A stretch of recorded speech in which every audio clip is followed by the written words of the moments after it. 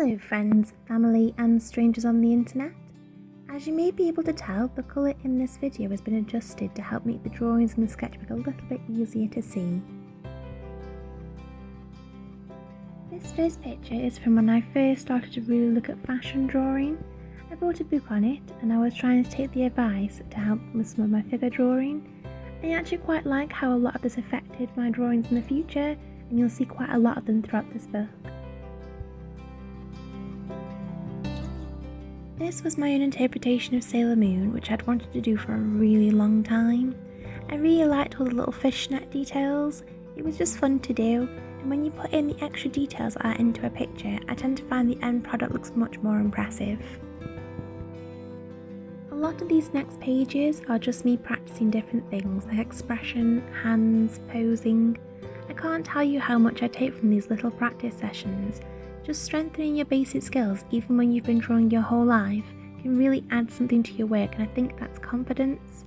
I tend to find that the longer I go not doing this, the more I suddenly feel insecure when I'm drawing a hand or an awkward face angle, or even just proportions in general.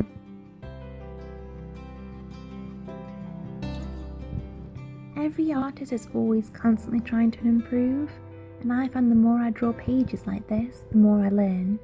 If I just arch this eyebrow here, or just a little more shadow there, or slope these shoulders more, it can make my characters convey the feelings that I want them to in a much more precise manner. And I think that just makes the entire piece feel more fluid. I created a lot of these pictures mostly just so I could play with different outfits and learn more about fabrics and how they fold and create shadow and movement.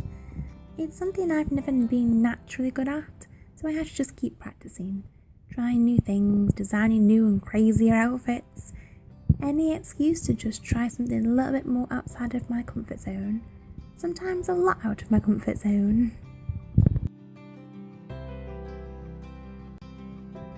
I drew this picture when I first started reading about the daughters of Genghis Khan, and while the outfit isn't strictly traditional Mongolian in style, it was inspired by that, and the story of Genghis Khan's daughters is definitely an interesting tale, and I'd advise anyone who's interested in history to give that one a read.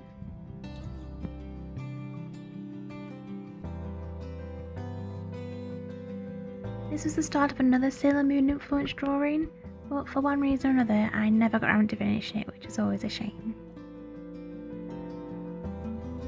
This was a picture I was drawing of a friend of mine named Ellie.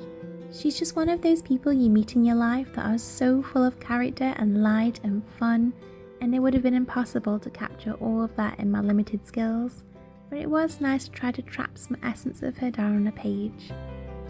I also like to make a note of what colours I've used at the top of the page if it's a draft, and if you use Copic markers like I do, you'll know how easy it is to forget which shade you were using, and this way if I want to create the same effect I can just do it rather than guessing. I drew this one in early March time of 2015, as it was the year of the sheep then, which is my year in the Chinese zodiac. I think the zodiacs are really quite fun, and I think I quite easily fit the description of a sheep or a goat, and my partner is a rabbit, although I'm sure he wouldn't admit to that. If that's something you think is interesting too, I recommend a book called Dreams of Joy by Lisa See. It's a really good fictional read, and I'll put a link to it in the description below. Here I started to design some faces and characters for a comic I got semi-serious about for a while. My first page was going to be a bit of a prelude, a pair of dusty boots walking through a post-apocalyptic wasteland, and as you can probably tell, scenery is not something I'm good at drawing, but it's the intention that counts.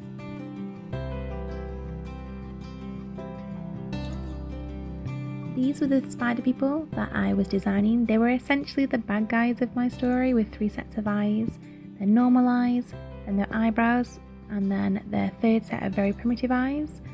I spent a lot of time thinking about characters and storylines, but not enough time actually drawing it, which has always been my downfall.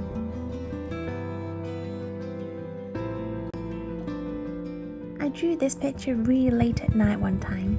I really wanted to make a beautiful feminine woman with short hair because that's always been something I found impossible to master when I'm drawing. But I thought I did pretty well with it here and I was pretty proud of the end product. This was another one that I was really happy with right up until I was just about finished colouring it. And then I picked up the wrong marker to do a slight flush on her cheeks, and now it just looks like she has a really weird orange sunburn. Wally. Sorry, I can't see a picture of Wally and not make that noise. I did this little sketch using a little steel model that I bought from a Christmas market 2 years ago. I really like how grainy it looks. These are some colour tests I was doing after a visit to Warhammer World with my partner. Unfortunately, the purple-haired lady was the victim of yet another gasworks selection of a Copic marker and ended up with an unusually yellow face, and no matter how I tried to fix it, it just didn't look any less yellow. I absolutely loved drawing this picture. I really wanted an anti-hero with like a fox sidekick, but I never got round to finishing it because I could never decide on the colours I wanted. Here I started making some more progress on the comic that I wanted to create.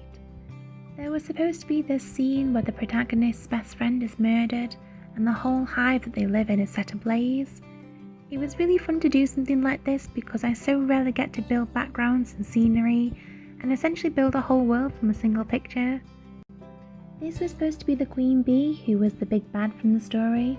I wanted her to be overly sexualized and all of her female attributes really exaggerated, making her seem really powerful and voluptuous, but she was also supposed to be blind and hooked up to the infrastructure around her, making her subjects see an unsuspecting and vulnerable character, sort of a mother figure. And these are the actual first few pages that I drew and coloured and even uploaded to Facebook a while ago. I was really proud of them at the time, and to be honest, I really still am. I just wish I carried on with it a bit longer, maybe done a few more pages. It would have been really fun. Here I've started drawing some more realistic faces from photographs of friends and family. And this is the Queen Bee again, just drawn in a different style. I was just trying to find a way to make her look more like an actual bee without losing all of her human attributes. Just playing with styles really. And this is my beautiful niece, the child of 1,000 faces. Kids have a way of pulling really exaggerated faces and poses, so I think they're excellent studies for art.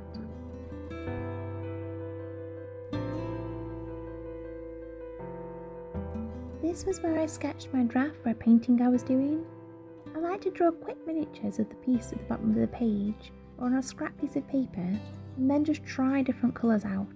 That way I don't have to mess up a whole page or the actual painting only to realise I don't like the colour choices at the end, which happens to me more than you might think. Plus the little strip looks pretty cool. I think so anyway. And lastly is my mandala that I drew in my second video, which I hope you've already seen by now. And that's it really, I'm done. As always, if you like this video, please subscribe, or you could just give it a thumbs up, and I will hope to see you again soon.